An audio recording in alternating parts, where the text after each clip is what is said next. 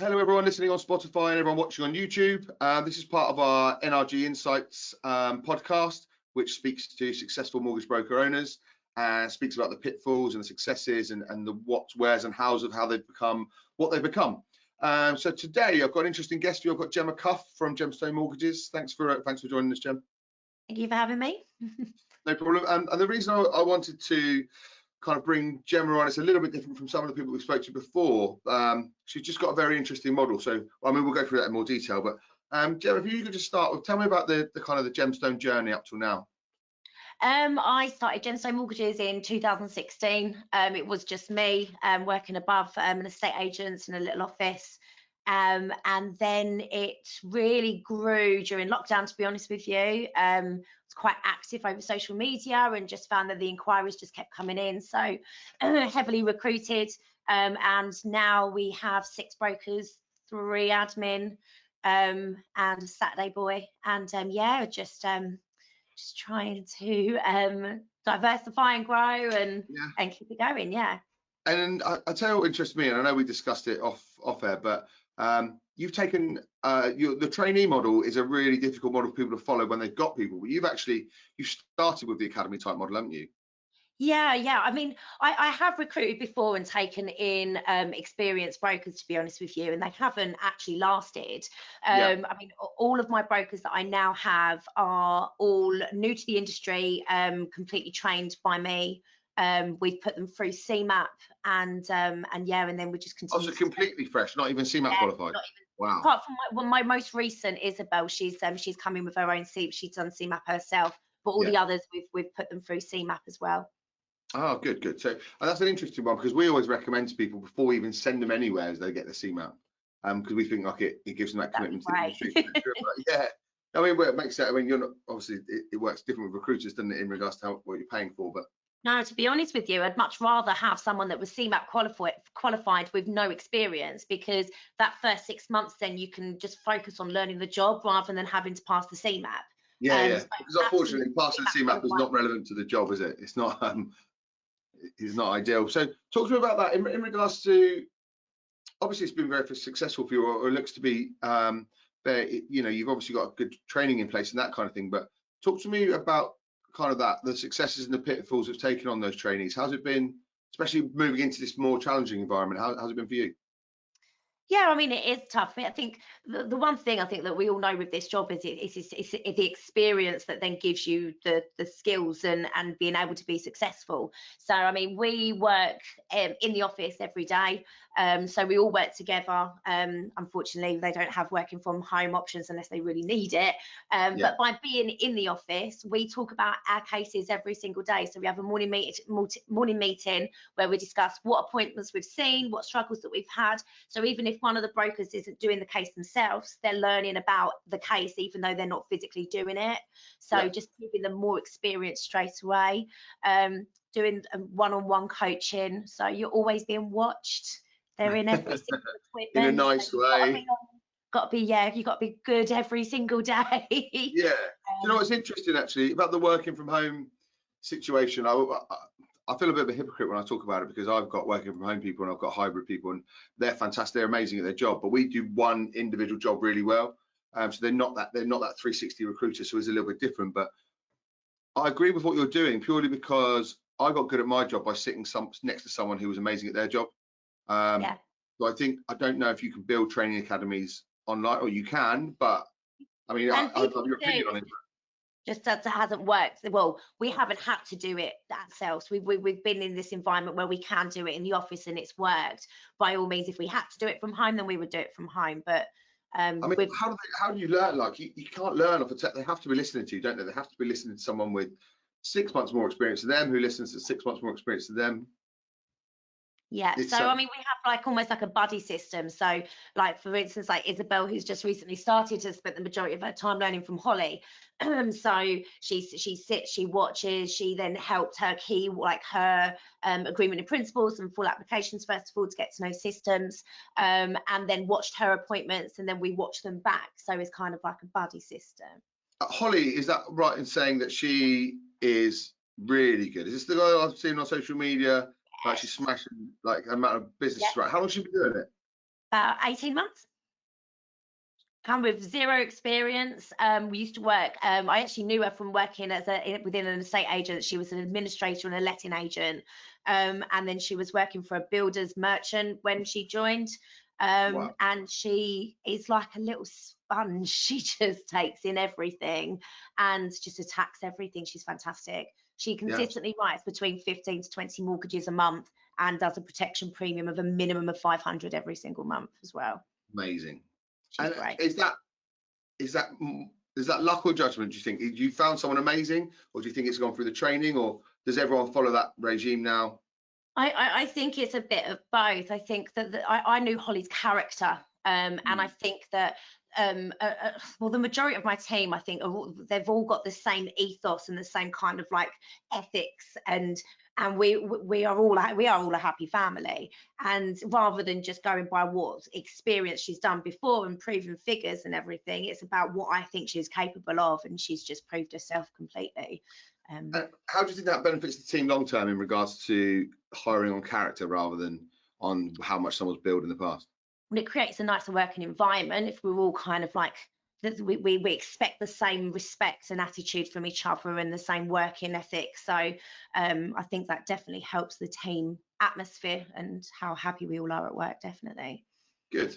And are you teaching them the same as you? This has come up, right? Because I'm talking to someone recently, and I said, you know, how important social media is for your business, and they're like, yeah, because the directors do it, but they don't push it on us.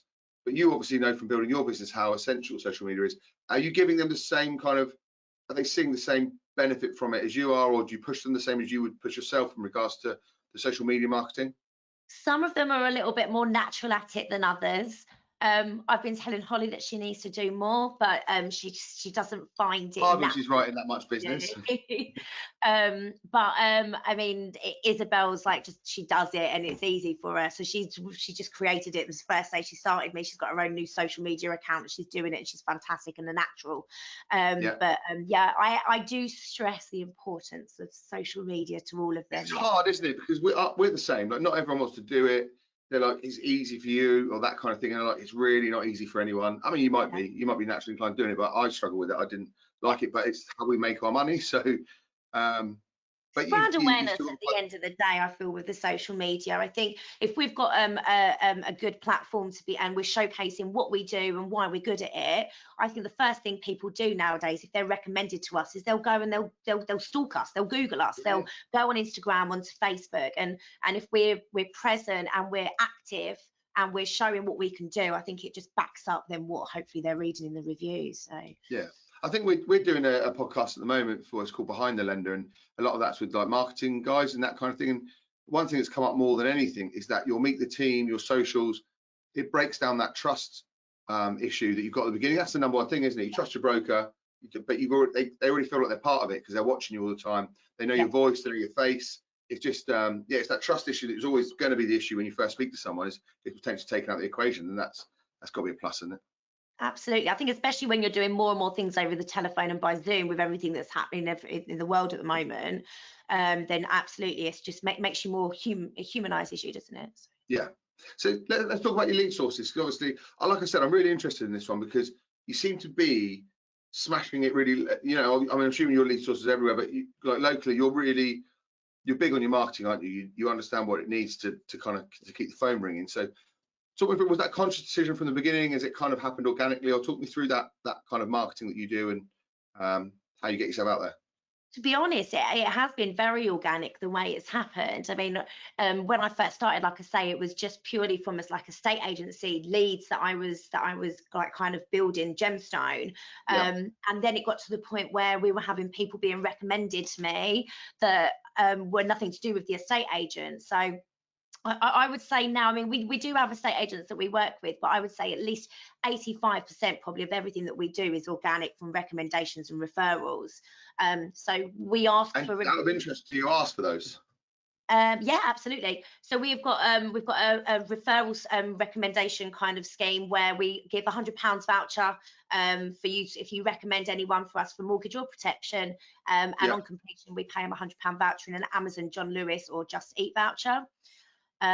We actively ask for reviews. because again, I think the first thing people are going to do, they're going to Google you, they're going to try and find you and see what their friend's saying is true. So we will say, you know, if you're happy with the service that you've had, here's the link, and I actually email it to them. No one ever says no if you ask for it anyway. You know, we're a nightmare for Google reviews. And on a kind of a personal note, that we've helped thousands of brokers and probably got about 13. And I only found out the other day that anything less than 50 and Google kind of ignores you anyway. You got to ask. It's just it's genuine email, isn't it? But yeah, you're right. But yeah, I didn't realise how important they were in regards to your standing on Google. Yeah, absolutely. And I mean, Facebook is a big one for us. All the community pages. So many people now go to Facebook to say, can anyone recommend something? That people stopped Googling, they're asking the local community. So we get a lot of like, can anyone recommend a local broker? And it's lovely to see when we're recommended anyway. But if as soon as it obviously does happen, I like it, I comment. And every single person I like and comment, and I re-tag us again because it's another tag for us, and it just looks good because then you can see our page going down there. But by them building up our Facebook reviews, all they've got to do is click on a link. If they're on their phone, they click on the link, they go to our page, they see 100 odd whatever how many reviews we've got, 5 stars, and that's the trust thing again, isn't it? Someone's recommended you so that they trust. You know, it's a kind of quite an easy tool that without paying for it, isn't it? Easy, yeah, it's cheap, absolutely. It's the cheapest thing. So my team was saying like, oh, should we do some leaflets and go and drop them through doors? And I was like, no, just stick a post on Instagram. It's exactly the same. 100%. More people will see it. Yeah. I mean, there are obviously the different kind of marketing angles, but yeah, absolutely, for like a cheap, effective, especially for trainees. You know, that's like a nice lead. Not every lead's going to be amazing, but it's a really good learning tool in regards to kind of tire kickers and long-standing relationships that you know, if they're not a lead right now, they will be later. Yeah. It's an interesting one for those guys. Going back to your trainees, so did you have a specific process to get them in and it worked really well from the beginning? Have you tweaked it? Because lots of people really struggle with trainees, you know, so it's interesting you've built a team so kind of fairly rapidly using that method. So I'd be interested to know what that is. To be honest with you, I mean, there's no kind of like set manual that I've written. Don't say there's no magic pill. Everyone wants the magic pill. No, it's genuinely just buddying. So showing them, watching them, and feeding back, just back to basics training. In regard, I mean, the trainers, Primus as our network, they do a lot of like the Zoom trainings and everything, teaching the systems. But I mean, for instance, I'll give them a fact find to key in. So then they learn the systems and then I check it. And then they watch me do an appointment and I'll role play it with them. And then they do the next one. And then I'll feed back to them. Do you find that involves you getting off? Was there a hit? Because we were talking, I was talking with Gemstones actually the other day from Mortgage First. And obviously there's a time where your training becomes so involved that you end up, you know, you get hit by the bottom line because you have to come off the phone a lot. Have you found that? Is that just something you've accepted, that part of the trainee journey? I think that now that I've got enough to cover that part for me, back initially, the first one with Emma, I mean, Emma was my administrator for a year before she was a mortgage broker. And we sat in an office together. And when a client used to come in, I said to them, do you mind if Emma, my administrator, sits in and works in the corner? So she had heard every single mortgage appointment that I'd done for over a year. When she got her CMAP, and I was like, well, I'll listen to you do one now. It was like listening to myself. She literally just knew exactly what she was saying, and it was just natural and flow because she'd heard every single thing I'd ever done. So, and then it's literally is. And then when we got Holly, she then was exactly the same. So now we all just sound the same. You better have got it right the first time. Yeah. But that's funny. But that again, it's getting good by listening to someone who is good. How would you do it with that? And by the way, I think being part of Primus is probably a massive thing for trainees as well, isn't it? I know you just touched on it then, but I interviewed Matt Brown the other day, the proposition director, and it's interesting as to how involved they want to get in that side of things. They're kind of so. And as a business owner, they have given me the confidence to want to grow my business and the support. So never have I had that with my previous network. So. Well, what would you, in regards to that confidence that you needed to grow? So there are loads of people that listen to this. I speak to so many one-man bands that it's a bit like, you know, the best time to have kids. Like, it's never a good time. But honestly, about half of my day, and I love it, I'm not knocking these guys, but half my day is one-man bands. Like, I'm thinking about starting. Where do I start? Like, what advice do you give to those guys who just haven't done it yet? I know it's easy to say just do it, but what kind of? It's really scary. I think there's so many different ways to do it. I mean, all of my guys are employed. Yeah. So I think if you wanted to do it, that you then didn't have so much of kind of like a pressure on you to do it with maybe self-employed. But I like doing it with employed brokers, because then they have a sense of belonging, Yeah. and they have security themselves, so that I feel like I get more from them by them I'll being. cut that bit out, Gemma, because I'm always telling people not to do the self-employed people. Oh, okay. When you say, no, I'm joking, but there genuinely is. I believe the same. Like, it's actually the same risk, self-employed and employed, because people need retainers. Yeah. People don't want to stay. You haven't got as much control. There's a massive. People tend to think like, oh, it'll be an easy route, but actually, you're right. You've built a lot of a loyal team. Yeah. You're employing them by saying, I'm backing you. Absolutely. So, I mean, I invest in them all the time, like with training. We've just put 2 through to do their commercial training at the moment. So we're always just investing in them. So hopefully, then obviously they reward me with loyalty. Yeah. That's what you can hope for, though, isn't it? Again, we kind of go through like, oh, what if they leave and that kind of thing. Like, that's the risk you're gonna have to take, but it happens with everyone. But better than be really well trained and leave than not really well trained and stay. Absolutely. I mean, I left a company to start my own business. You know, these things happen, and I would support anyone that wanted to do it. But yeah, have you got a model that suits that? Have you? Because I speak to a lot of people who kind of change the model to go, look, if you want to go on your own, here's a model where you can kind of stay with us, or is it not just not in your remit at the moment? I would be happy to consider it. I would rather retain somebody that if they wanted to kind of like be self-employed through Gemstone, rather than lose them altogether if they were obviously good and I wanted to retain them, which they would be. They've come through my training. They were trained by you. But yeah, I've forgotten now what the original question was. It was, that's all right.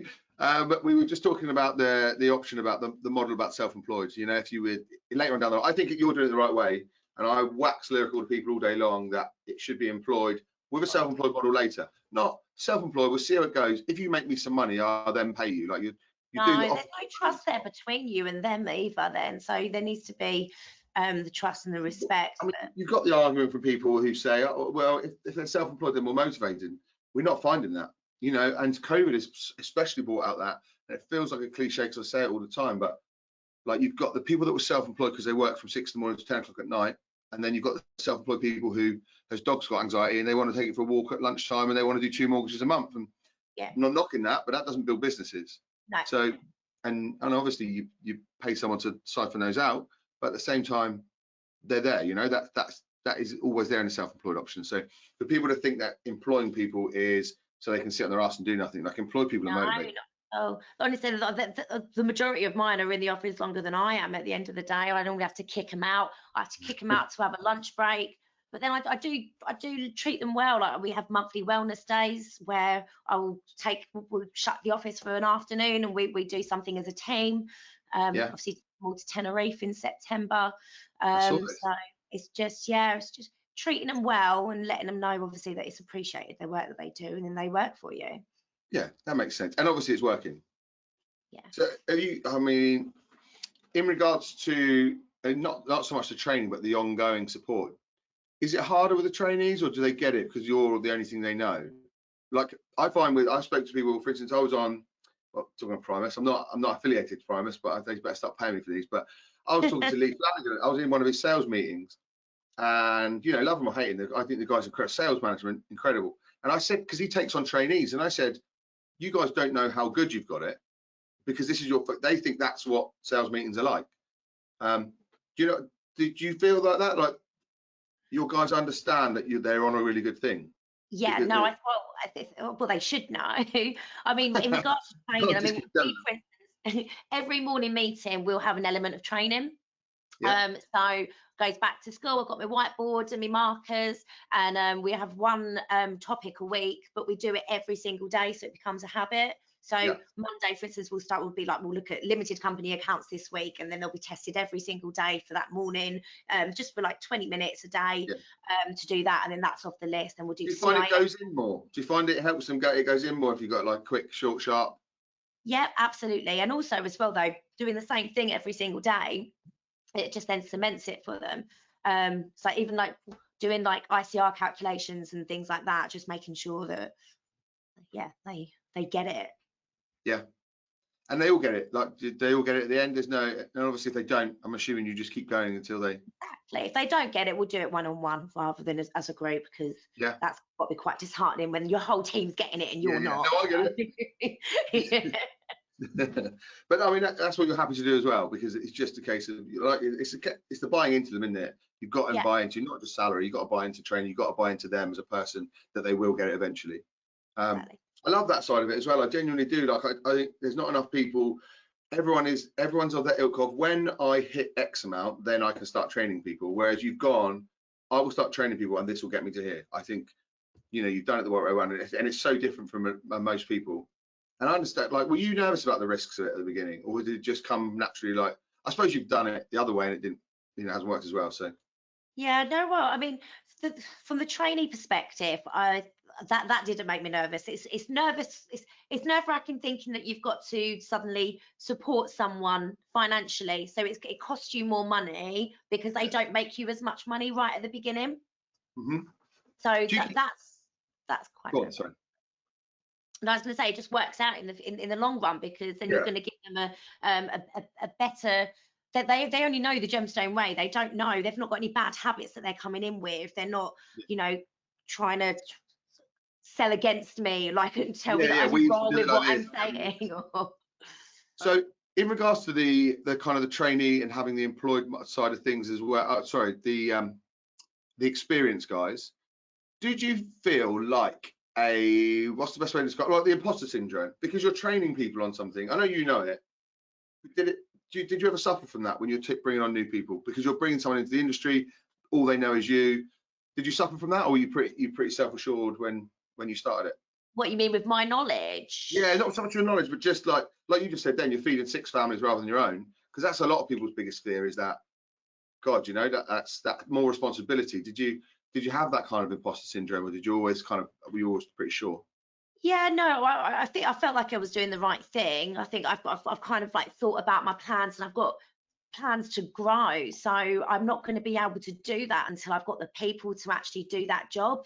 So, I mean, we've just created, for instance, we've just started Gemstone Wills, so we can then have another lead source for protection coming in, and then mortgages probably from that. But I'm not going to be able to create and generate those extra leads without having the bodies in the seats to do that for me, because I mean, I can sit here and write all of Gemstone mortgages all on my own all day like I used to, but I'm going to be at full capacity, and how am I going to actually grow? There's only so much you can do, isn't there, as one person? So if you could give any advice to kind of trainees that perhaps aren't near you, because I know you do it, but people listening to this who are looking to get into it, what advice would you give that you've seen through your successful trainees to them when they're kind of starting out? Well, I think it's all going to depend on what the firm's looking for. I mean, but if it was me and I was recruiting a trainee, I would want somebody that is shows willingness to learn, that they don't need to have a proven sales track record, but just is to be themselves in their interviews, to just be a sponge, be like my Holly, and literally just be willing to learn, and then practice, be comfortable being uncomfortable. That's what I've been saying to my guys right now at the moment. They're like, oh, we've got to ring out on wheels. I've never done wheels before. Well, let's practice it. Let's role play it before you get into it. So yeah, I mean, the be comfortable with being uncomfortable is a great line, because it's true, isn't it? And it says, I know it's a cliche, but that's outside your comfort zone is where the magic happens. It genuinely, especially with trainees, like, it's too easy to go got it, because it is. There's a lot to take in, isn't there? It's not. Yeah. You would assume that pretty much. Say again. And then once they smash it, and then you praise them, and then they think they're like the best thing in the world, like they'll just do it even better. That's about that feeling you can't get from inside your comfort zone, because you can do something, and like you say, they never grow. That's a really good tip for those guys. In regards to a tip for people who are starting out with brokers, as to whether I'm going to take a trainee, how did you start that process, and what was your thought process, and any advice you can give to them who are looking to start that training, taking on trainee journey? I knew that I was going to have to maybe take a step back in profits, like as a business owner, it's like our profits would go back before they could go forward. So it is an investment, like it's the cost of that basic salary for however many months before you think they're going to be competent at writing you business, and then how long until that actually starts banking for you, and making sure that you've obviously got that. First of all, the last thing you want to do is bring a trainee on who's really willing to learn and think, oh god, I can't afford to actually feed them for the next 3 months until they start writing me business, and then you push them too quickly. There needs to be enough time for that to nurture them, for them to watch you enough and be able to take it in. And yeah, just and being able to delegate and let go. So I mean, tough. The manager or the advisor to manager situation is a tough really thing for anyone, because we're all like self-employed first, aren't we? And so I still see clients, because I mean, people often will be like, oh, I want to see Gemma, I need to see Gemma. So I'll see the client, but I'll bring the new broker in with me, and they'll watch me do, and I'll actually include them in the discussion within the appointment. So then the client also sees that they're part of it. And then I'll say to them, right, now you go away and do the research, and then you present it to them. Yeah. So we do the fact finding. Do you have that problem that everyone gets when they've been used to dealing with you? Well, like you just said then, I want to deal with Gemma. Like, are you at that stage now where you go, look, I trust this person implicitly, you need to speak to them? Absolutely, yeah, 100%. And I say to all of our clients, like, you know, Holly's going to be giving you a call today. She is absolutely fantastic. She is my self-employed specialist. She probably knows more than I know. And she probably does. She now does more cases than I do, so she probably does know more than I know. It's interesting, isn't it? But do you know what? There's a nice humility about it as well. When you're like, that's the idea, isn't it? Is train people up so they do your job and do it better. And do it better, exactly. I love it. I'm so proud of them all. Absolutely. Yeah. And you know what, that comes across as well. Genuinely, that's a nice trait to have, because it's hard to give up what you're doing, but actually, you know, that like I said, then the humility of going, just keep growing. You know, just everyone keep flourishing. Then, and obviously your business is paying dividends for the business side of things. So you know, it shows that it works. Getting there. Yeah, I know. I sort of answer my own questions. So I always ask people this as well. So if you can get one tip for a broker now in this market, what would it be? Product density, probably. So just making the most of every single person that walks through your door. I think when I first started, especially, I was so busy doing mortgages, it was my excuse to not do anything else. And that's another thing, that's the main reason why I started recruiting, because I realized there was just so much protection opportunity that we were missing because we were busy.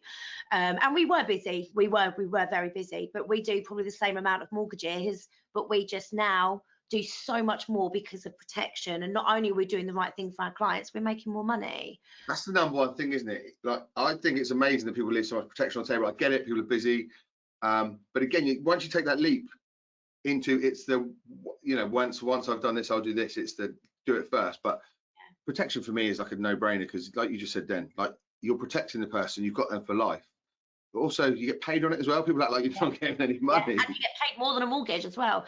But then there's just so much more as well with it, isn't there? I mean, we're trying to make ourselves a bit more like a one-stop shop at the moment. So like I said, I've just put 2 of my guys through their commercial training. We've linked up with another broker firm that's going to be doing that with us. We've done the wills, we're doing equity release, we're starting to do business protection. So we're just trying to diversify and just bridge that gap that I think probably will be there in mortgages in the next 2 to 3 years. So that makes sense. And like, you don't, and also you don't want people going off to speak to other brokers about any other financial products, because then keep it in house. And then because you know, if someone else is doing their protection, they go, oh, can I have a look at your mortgage? You know, it just naturally happens, doesn't it? So that makes sense. All that's really useful, Gemma. And like I said, I really appreciate your time. I've taken over what I said I would. How do people get hold of you? Obviously, we'll put all your socials and stuff on our Spotify and YouTube. But how do people get hold of you if they want to speak to you?